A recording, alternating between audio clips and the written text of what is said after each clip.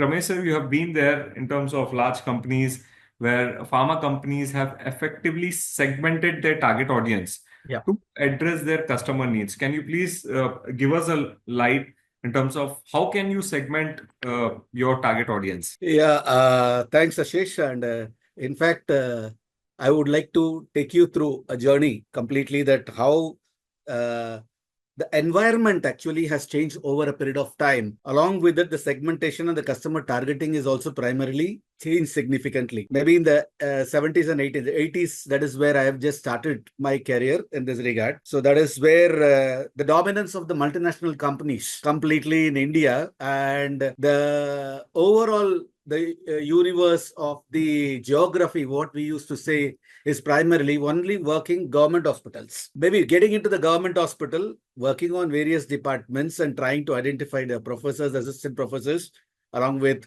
PGs and house surgeons. And our start and end used to be the universe used to be a government hospital.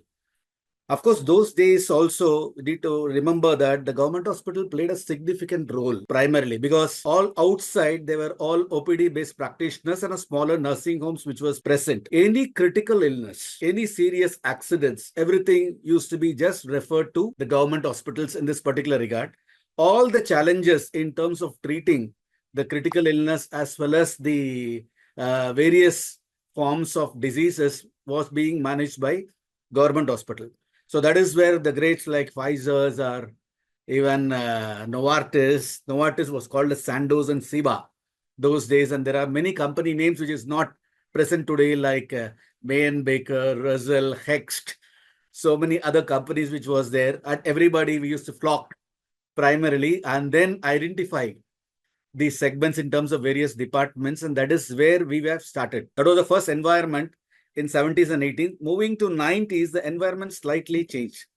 During that particular time, I would also like to highlight to you that while the entire universe of the entire pharma industry was really looking at the government hospital as a source and the potential primarily to really get the prescriptions as well as for building up their market share as well as the demand, two companies thought out of box. So that is where one important thing what we would like to say is how people can think out of box can revolutionize the segmentation at the same time, which can also significantly impact in terms of the overall business in this regard. Okay, the one is first and the foremost is some of these companies take a conscious decision that yes, this is what is the work and the pattern which has been doing. Let us stop this. Let us get out from these government hospitals and then start exploring the universe outside the government hospitals.